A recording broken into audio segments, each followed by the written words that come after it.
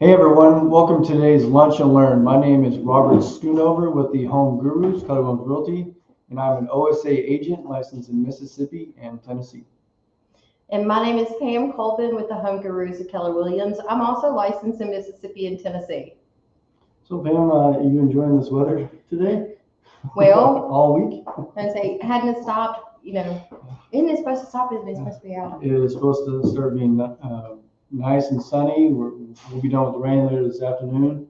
I have plans on taking the boat out this weekend to Sardis Lake, and we're going to enjoy it. Wow, you take the boat out? Really? I hadn't noticed. So, yeah, I think like tomorrow we have our big benefit, don't we? Yes, that's true. We have our between 12 and 5. 12 and 5. And then benefiting DeSoto Hope. That's right. So come on down. We'll have a food truck Coffee. and coffee. Everyone loves coffee. And silent auction with some very amazing gifts from what I can understand. And the weather, do you know what the weather's supposed to The weather's supposed to be a lot better, sunny. I think it is going to be in the high 60s. be? I think almost up to 70. Yeah, that's what I was looking at today, thinking, can we get warm, please? I don't like the cold. Yeah, I'm done with the rain. Me too. 40 days and 40 nights, I'm kind of done with it too. I'm fixing to buy an ark. Nice. All right. So the topics that we're going to talk about today, we're going to talk about the market. We're going to talk about what every home buyer should know about closing costs, what our experts are saying about the spring housing market, and we're going to give you a housing market update with the inventory. Okay. If I can, my clicker isn't clicking.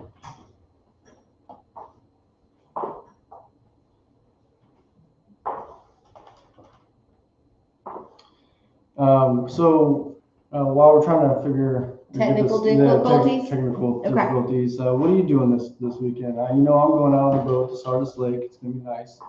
What are you doing? What are your plans? Well, I have quite a few clients that would like to see some houses, and you probably can understand this.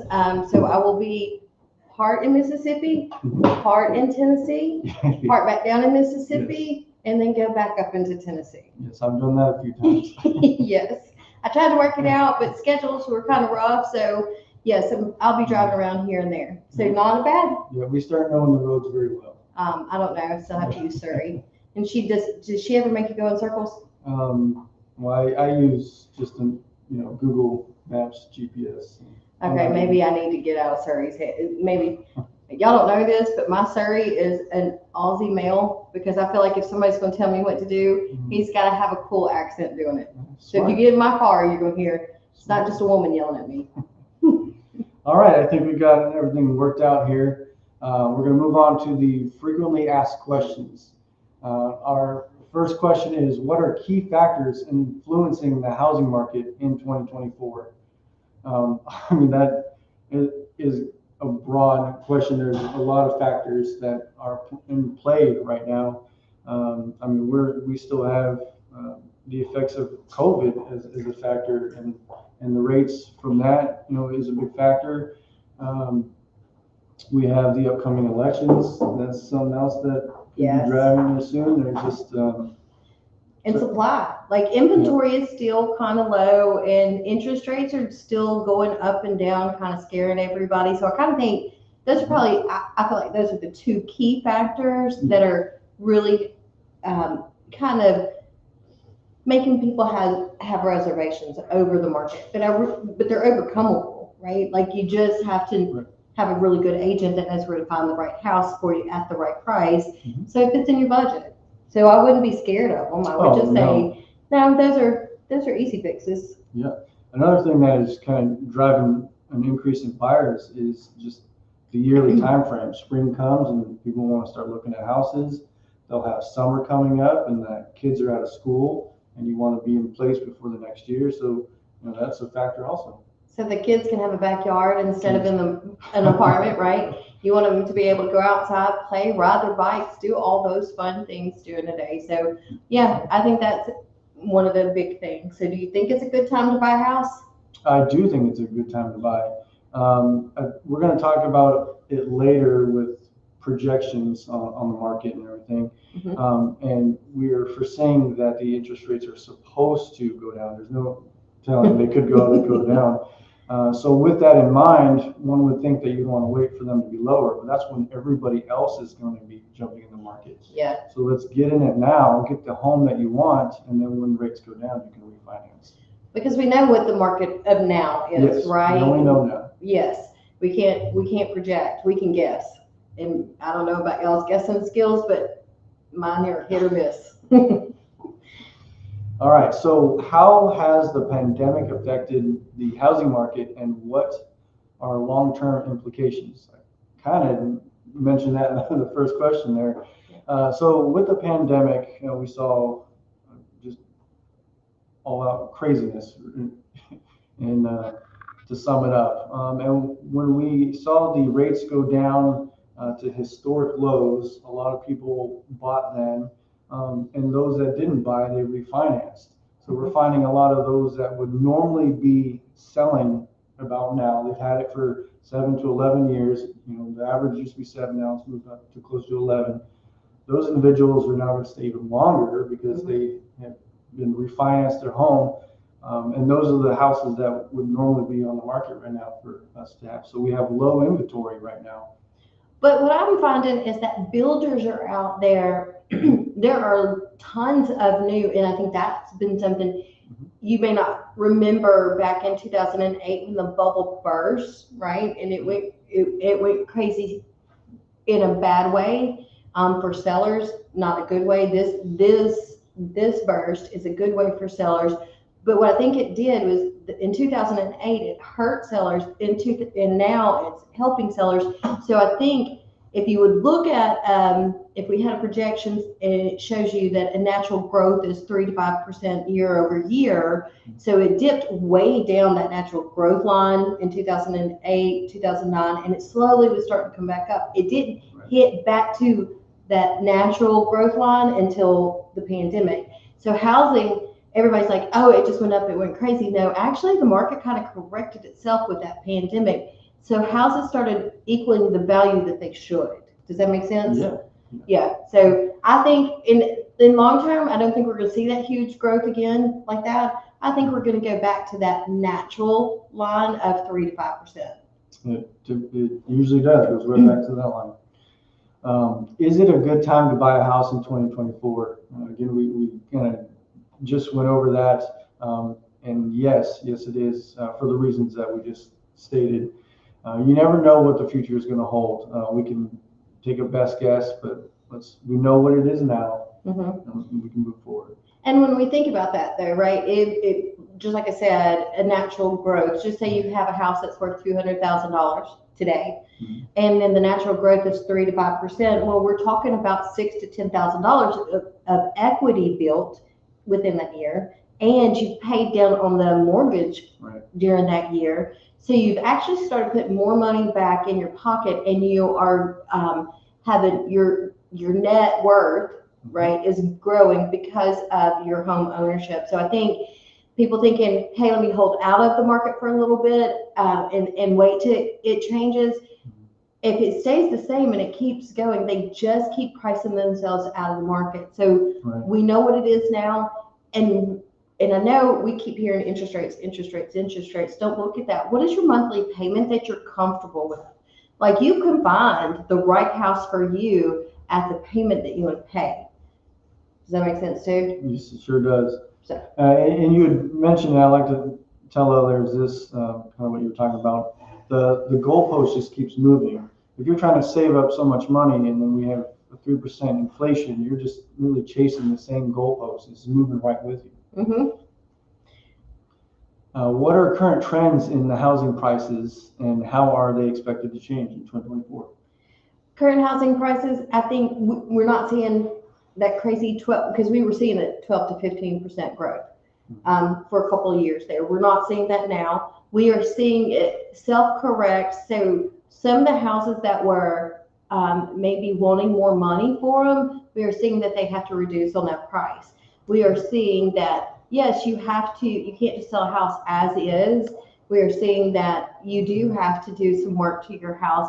not that you have to do a ton of things, but you do have to make it feel appealing and want it. It's not just like, hey, open the doors in here, everybody comes. You have to market it correctly. We're starting to see those things, and we're starting to see that even closing costs are being negotiated along with repairs during that. So we're seeing a good change, I think, a balanced change. Yes, yes. And we are starting to see the housing prices do a slow uptick with the projected interest rates. They believe they're going to go down, and so we have a little bit of excitement there. Are there any specific regions or cities that are experiencing significant growth in the housing market? Well, let's start with Mississippi, and we'll talk about Tennessee. For the Mississippi side, we're seeing a lot of flow movement outwards from Memphis. So on the 55 side, you would have Hernando has been growing, and it's just getting even bigger. There's like, what, 4 new subdivisions in Hernando alone? It's just growing. And then it's going, people want a little bit more space, I think. And so they're going out. And I think, didn't you just put one on the market, like over in Senatobia? We're seeing Coldwater. Even on the other side of Byhalia is starting to grow. Yeah. And everyone's kind of moving that direction. It's definitely growing. And people do want the space. They want the smaller yards that may be closer to the city.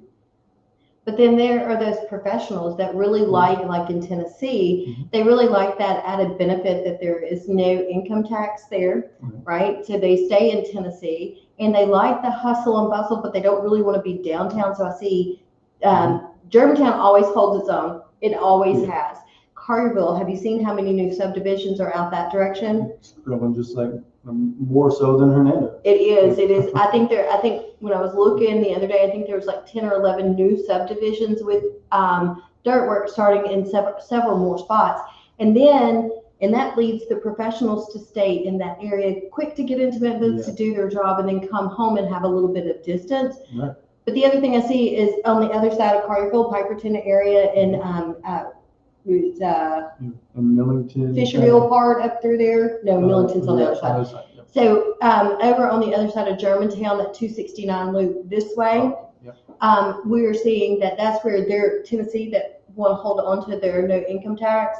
They're moving in that area so that they can have that land and space and be away. Now, Millington, do you know what all's going on in Millington? I mean, with the base and everything, and it's just been growing. And so now they're fixing to, they're working on the new big, huge subdivision area that's going out on the river in Millington. So there's tons of new construction up that way, up into Atoka. So it's really, we're seeing a ton of growth and new construction everywhere, affordable construction as well. And you did mention the old city that has been growing out on the east side. Yeah. Also, so there's tons of growth. What are the mortgage interest rates expected to be in 2024? Whew, that's a loaded one. It's what week are we asked this, or what day? They are continuously fluctuating up and down. There tends to be trends in certain directions.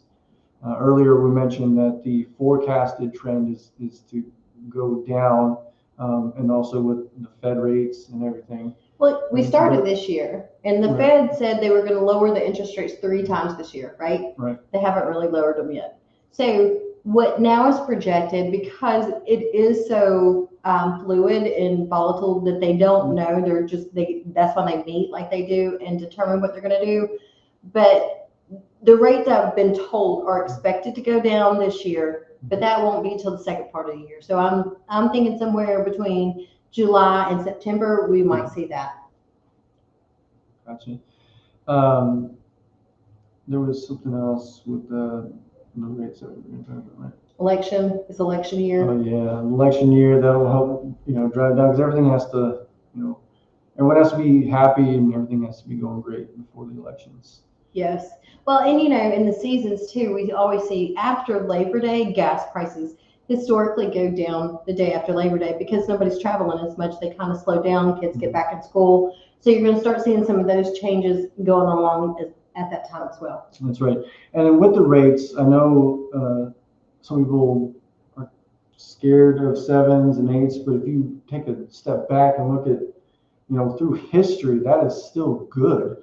And that was 7 and 8s, and I know we're hitting 6s and projected to go low 6s. And with buy downs, we can get into the 5s. Well, 6.5 is a 30-year average, right? So if you take an average, you're going to have high.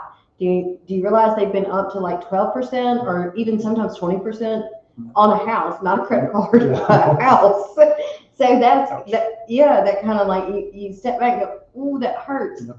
But it's not the rate that you're really looking at. It is, can you budget for the lifestyle you'd like to live? Is that what you can do? Can we find you the right home that fits in your budget for what you want to pay a month? Because you don't want to eat rice and beans and rice every day, right? You don't want to just be tied to this one house. Some people would like a boat, would they not? Right? Sure do. Yes. So you got to kind of think those things through. Yeah, and thinking about your monthly payment, just know in 20 years it'll be just that, if not lower. Where if you were renting, it would have increased who knows how many times. And no equity, right? And no equity also in that. But if there are not, I have a corny line, date the rate, marry the house, right? But laughing at me. But if you do think about that, right? You're not tied to this rate. You can go back and refinance when the rate is better down the road. So it is, get into the market, get into that right home for you, and make that lifestyle that you want to live. How has the availability of housing inventory changed in recent years, and what impact does it have on the market? I feel like we're answering these questions prior. We talked about the pandemic and the housing inventory with that. In new builds, you did mention that, but that's the huge one right there, I think. With that, we didn't mention that during the pandemic, all those new houses weren't being built, so they're behind even more so on those. Well, when the bubble burst in 2008, builders kind of pulled back, got scared, and they don't build as many as they were before when it was booming. What we're seeing is that there's neighborhoods, they're just not pouring as many slabs at the same time. So that they're never in a point to where it could be so volatile that today they can't, today they've sold 5 and tomorrow all of a sudden it's crickets and they have 10 more houses to sell. But what we're seeing is that builders are starting to pick up. As soon as one goes under contract, the next one they're starting on the next. So we're starting to see that. And I think that's going to be that's going to be where the dam breaks. And so that when the new construction's there and people have choices for houses, then people are going to start moving more. It's not, they have somewhere to go. Because if you trade this one house for another, it's got to be better than the one, then you're in. It's got to fit your life better. Yeah. That's what I'm saying. We're constantly evolving. We're having, more kids, we need more room. We need less room. Or less room, yeah. We need more driveway space for all of our teenagers that now have cars or to fit the boat. We're always evolving our family, and the house needs change. Are there any government policies or regulations that are expected to affect the housing market in 2024? Again, we had mentioned the elections coming up. Can't get any more government than that, right? And then the Fed rates. Yes. And the projections there, and they've said that they're going to decrease, and so we still have that yet to come. That's what I think too. I think it's just the rates. Are there any emerging technologies or innovations that are expected to impact the housing market? I know a big one that's gaining more popularity is VR. We're going to be getting more in depth with that. You can already kind of do a virtual tour, but maybe sometime in the future we get even more VR. You mean we're going to have the little glasses on? We can put in and we can walk through a house without even being in the house? You won't have to go into scary cellars. I don't care. I still will not go in basements if I'm even in with the glasses, even if I know. Or you think they'll put spiders in there? I don't know. Okay, well then I'm still out because I don't want to see a spider. You see a lot of videos of people are in VR and they think they're going to fall, and then they actually fall in their living room or something. And that would be what I would do. Honestly, I would be. Okay. Or swinging to get that spider, and the TV's right there, and you knock over your TV or Yep, something. I would do that too. What are the current rental market conditions, and how do they compare to homeownership trends? Well, today I spoke with a client, and she is paying a little over $1,300 a month for a one-bedroom apartment. Mm. Yes. Do you know where you can buy for a one-bedroom apartment? You can afford a home. Exactly. And do you realize that's a little over $15,000 that somebody has paid in 1 year to have a roof over their head, which is needed, right? Right. But where's the money?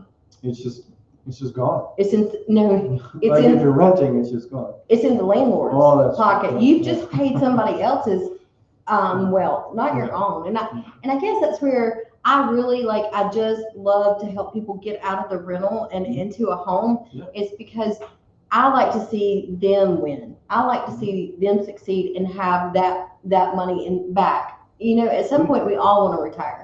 We all need a nest egg. And I think home ownership is the very first place that you should start that. Yep, you're building that equity. I mean, then it's your own home. You paint the walls how you want it and do the additions, and it's just a great feeling having your own home.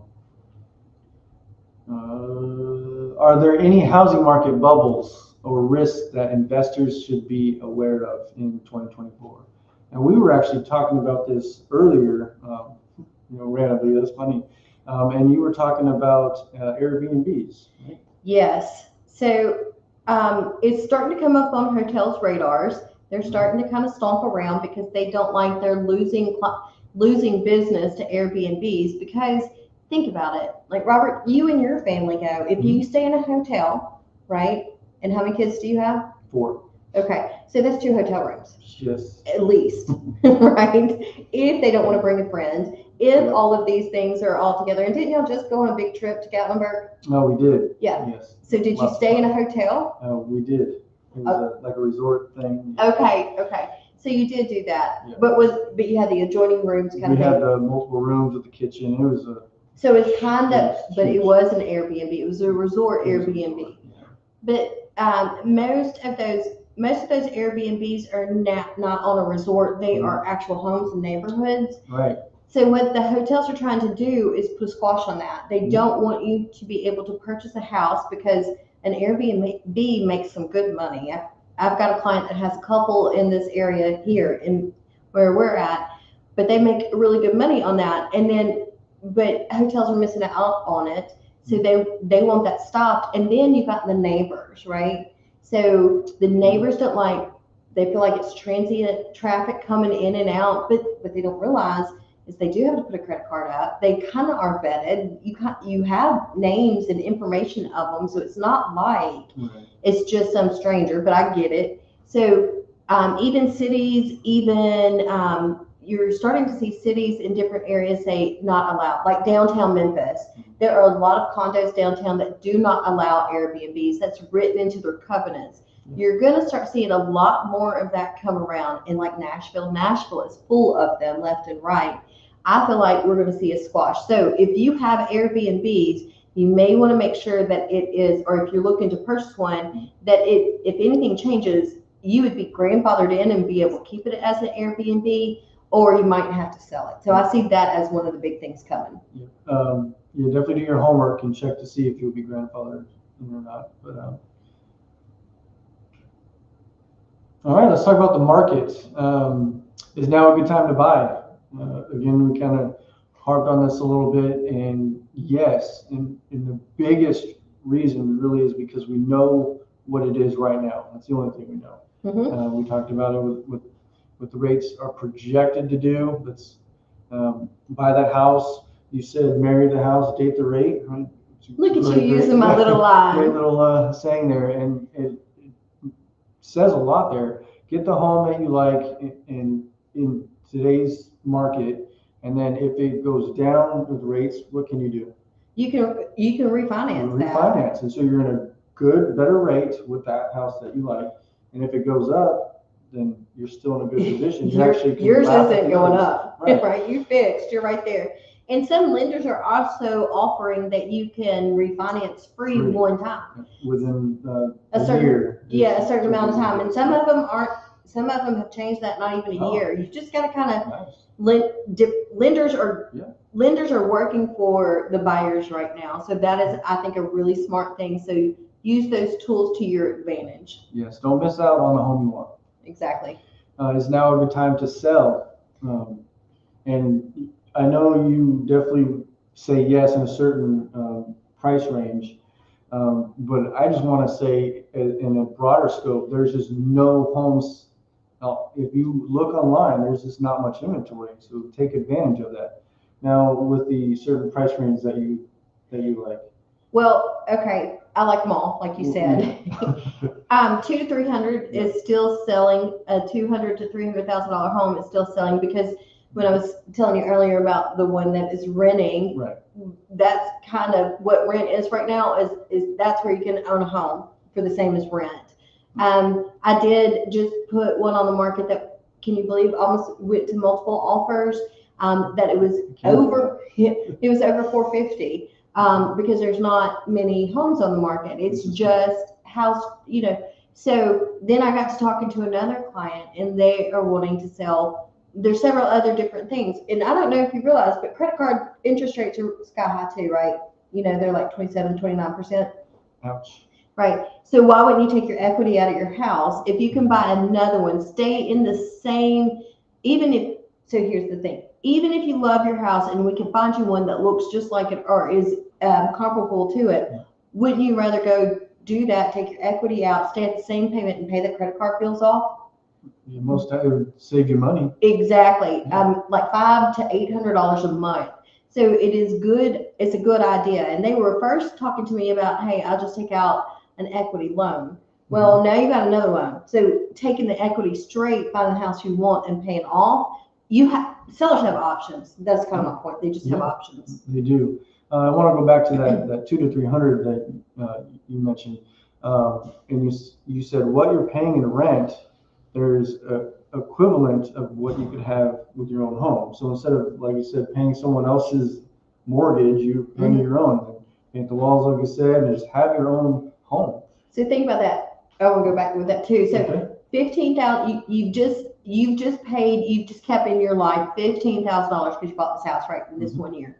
Add to that it grew 3%. So conservative side, that's another $6,000 to $9,000 that you made. Do you realize that you kept in your world, in your net worth, almost 20 grand in 1 year just by buying a house? Yeah, and you keep doing that multiple years, and have something to pass on to the kids. Yeah. Or sell and take that equity and move up. Yeah. So and I think that's another thing buyers need to understand. The house right now, the house for you is for right now. If it's the needs for now, because in 2 to 5 years, it may not work for you anymore because, oh wait, it was newlyweds, just got a house. Now we're having a baby and baby number 2 is coming and we didn't even know about that. The house needs to be bigger. 2 to 5 years works for that. Sure does. What every home buyer should know about closing costs. We're going to get into closing costs now. Closing costs are the fees and expenses you must pay before becoming the legal owner of a house, condo, or townhome. Simply put, closing costs are the additional fees and payments you have for making a closing. Now, what do closing costs typically include? Well, your attorney fees, right? They're going to cover for them to file all the correct paperwork to the government, or to the county, so that the title is recorded into your name and all of, it's all legal. It's yours. It's not nothing else. They also do title searches to make sure like there's nothing wrong with the title. So somebody couldn't come back later and say, nope, it's really mine. And then you have title insurance on that, right? You also have loan fees. So the loan, it costs money to borrow money. So the loan officer has loan origination fees. They also have to do a credit report check. They also have to do different things they go through underwriting and all of that. So there's a lot of fees within there. And then they set up your escrows, right? So your escrows, what are escrows? You know this. Escrows are to help pay for, you're talking about the yearly escrow to help pay for your taxes, your property tax and everything. It's set aside. Some people choose to pay that once a year, but most that I know of like to get that put aside. It's put into your payment and everything. So that way it's a slow burn to save up to what the property taxes are. It's a 12th of it, right, of what the bill is at the end of the year, and the mortgage company pays for it. But they do have to have some set up when you first buy the house. Right. And so that's part, that escrow is your insurance and your property taxes set up for that on the beginning. So in conclusion, your closing costs are just everyone who's touching your file, essentially, this transaction wants to get paid. Yep. And you had mentioned earlier, there's sometimes where we're negotiating closing costs paid for by the seller. Everything can be negotiated. Yes, so come in and talk to a professional, Neil Robert, and then we can sit there and help you figure out what is the best strategy or game plan for you at the end of the day. That's my word. I like saying game plan. Let's figure out a game plan. Yes, we all need a game plan. We need strategy. How much are closing costs? This can be variable depending on the price of the home. According to Freddie Mac, an article that I read earlier, they're typically between 2 and 5% of the total purchase price. That's why it could change. With that in mind, here's how you can get an idea of what you'll need to budget. Kind of gives you a ballpark. Yeah. I still say the best way to find out, that's vague for me. Yes. So when you, right, I like to talk to the lender. If I were a buyer, I would want to ask that question, hey, Mr. Lender, how much are my closing costs? So then if we're negotiating them, then we have a true, accurate account of what you actually need. So my suggestion is talk to a very good lender and find out your exact closing costs. I will say this, sometimes if you get online and you use big box companies, they're going to tell you your closing costs are very low until you come down to closing and then they go up really high. Surprise, surprise. Right. And so you don't want that. If you're choosing a lender, let me tell you, I just would use somebody local that you can look eye to eye and talk to, because then you know where they work, so you can find them if you don't like what they've done. And with the closing costs, I like to call and get your estimated closing costs, because every house can be different. It all has to do with the taxes for that property. It's not just a cut and dry percentage. So the lenders are able to calculate that and give us a good number for us to ask for. And then but also homeowners insurance. Do you realize that if you look at a property that has had a huge claim, like a fire or something like that, and then you go to get a quote for your closing costs, but your homeowner's insurance is going to be higher because it did have a fire there, then that house may be out of your budget when the house next door is under your budget. Right. So that's why I always think it's really good to ask your lender. Make sure you're prepared to close. The best way to do that is by partnering with a team of your trusted real estate professionals like me and Pam. That gives you a group of experts to help you and understand how much you'll need to save and what you'll need to be prepared for, like we just talked about here. What experts are saying about the spring housing market, which we're here. I'm ready for it to stop raining and be sunny. You want to read that first quote? Well, it seems our general expectations in the spring is that it's picking up the inventory. So y'all want to hear what the inventory's done this past week? Yeah, please. Okay, so in Tennessee, we have 2,822 houses on the market. Okay. That is up 73 houses just this 1 week. 73 new houses came on the market. So this past 7 days, 73 new homes. Well, we have 73 extra. Sorry. We actually picked up 89 new listings. So that's one thing, and it's still selling because 205 went under contract, and 264 closed. So in Mississippi, we have 772 active homes on the market. That's up 23 homes from last week. But this week, 112 new homes went on the market.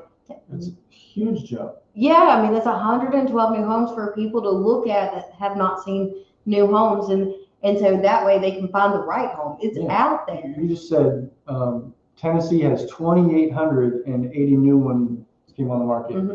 But Mississippi has 770-ish, right? 772 and 112. So more with the less inventory. It's a huge jump. And they're still selling because 99 of those homes went pending last week, this past week, and 78 of those closed. So we are still seeing the uptick, more coming on the market. It's getting very, very active. But yet, with your pendings and closed, they're moving. They're going. So there's still not much inventory. As soon as they come up, there's buyers waiting. Yeah. And we still have a large demand because of the millennial population, and it's the prime time for first-time buyers to actually purchase a home. And so, I mean, it's time. If you're thinking about selling your home, please give us a call because we would love to help. Price increases are slowing, which is good for the buyers, and prices are still relatively high, which is good for the seller. So it's good for both sides. And with spring coming up, it's a good time to get out there. Give us a call. We'd love to help. And so, a couple things you might want to do. There is a site that you can go to every year, freecreditreport.com. Okay, and you can pull your credit report. It will tell you everything that's on there, absolutely free, one time a year. Your credit score is very important for this process. Yes. It's very important, period. Like, you want to know that your credit has stayed good. So right now is a great time to go run again and pull that credit report and start looking to see, are there any things that you need to fix or do so that you can raise the score or keep it, or have bad things happen to good people, right? We have hackers everywhere, and I keep wishing that if they're going to steal my money and hack into my bank account, can they clean my credit report up and can they pay off my debt? Hadn't happened yet. Still wishful thinking. But that would be one thing I would go look and make sure that something hasn't been misreported to your credit report that can be easily fixed. Yeah, I love how you said kind of prepare yourself. So if you're not going to buy today and it's going to be in a few months later this year or next year, check it now so we can start getting it cleaned up so you're ready. Yeah. While mortgage rates remain elevated, home shoppers who are looking to buy this spring could find more affordable homes on the market than they saw at this same time last year. So we are seeing more homes than we are last year, but we're still not seeing that many. We still need more inventory. If you're looking to sell, this spring might be your sweet spot. We kind of mentioned it a few times. Now is a good time because there just aren't many homes on the market. Inventory is rising. We just mentioned those numbers here a minute ago, but it's nowhere near enough to meet today's demand. We have tons of buyers and not that many listings to buy for those buyers to buy. Well, and that's a good thing for buyers, right? So buyers now, like I said, so between the two markets, we have 200 new homes that went on the market, okay, between Mississippi and Tennessee. And if you look at that state line, it's imaginary. You can jump either side, right? Like I said, this weekend I'm going Mississippi, Tennessee. I'm going back and forth. And why is that? It's because if you can't find it in one state, you can find it in the other, but you're still in the general location that you need to be. So with the uptick, buyers are going to have choices. They're actually going to be able to find something that they want. The housing market updates. We've talked about inventory. It is low. Roughly the ratio is 3 to 1. And the slight uptick that we're seeing is just because we've seen so few that just a few, create that uptick. Well, this is the highest this year. Then this week has been the highest increase this year. And you know why that is? Oh, just with springtime coming up, is that what it? Because school's fixing to get I just out. want to talk about spring and how the sun's coming out. Well, it's because of that. It's because kids are getting out of school, and so parents and families can start making Right. choices of moving, and it's easier because you're not disrupting the whole routine of family life. It's already not in order So through the they're summer. starting the process now, so that way when summer hits, they can move. And, Yes, they can take that week of vacation and they don't have to worry about the kids being in school. They can start making those moves and do the different things that they've needed to do. Right. And buyers have more choices in the summertime, so you see the buyers come out more. And you moved here from out of state. Didn't you move in the wintertime? We moved here in the late spring when I bought my Delaware house when I was still in the Air Force. We closed on it 3 days before Christmas. How awful is it to move in the winter? It's horrible, and it's always raining, and it's cold, and it's just not fun. And Yeah. we had to be ready for Santa to come, and it just was. Oh, wow. Yeah. So see, It was a mess. it is a lot easier. Plus, we have, I think, more 3-day weekends, 4-day weekends during the summertime that gives buyers and sellers time to move in and out. But then it may be hot, but I think moving in hot weather versus moving in freezing cold when you're bundled up and gloves on and everything else, that may be worse to me. Yeah, it's so much better when it's nice out. Open houses. I want to kind of briefly say that it gives your home exposure, lets people come in. It benefits both sides, the buyers and the sellers. For the sellers, it lets more traffic in with less stress. For the buyers, like I said, less stress. They can just come pop in. Do you know of any open houses this weekend? So we have these that were a few weekends ago. Do you know of any this weekend? I don't think. I think Tina is. I think. Oh, it is. No. Wrong dates. Yeah. So no, I do know that we're having Parkview in Olive Branch, Parkview Place. It will be as soon as we can get them up. We've been having some other technical difficulties around the office. Mhm. As soon as we get it up, Parkview is going to be one that will, and I'm sure it'll be posted on our Facebook, Yes. so you'll be able to see that plus the others. But that'll be Saturday noon to 2. Yeah, so always check our Facebook. We'll be posting our open houses, and we'll be posting our Friday event again there also. And then, so I just want to say thanks for. Don't stopping by. forget, tomorrow, our auction. Please come out. Yes. Have a cup of coffee with us. Have some lunch with us. We would love to see y'all tomorrow from noon to 5. And maybe you'll find some great gift that you could bid on for the silent auction. And it's for a great cause, DeSoto Hope. That's right. So if you need anything, you can reach me. My name is Robert Schoonover at 919-440-5884. And I'm Pam Colvin, 901-497-0718. And we're glad to be here. Glad to be here.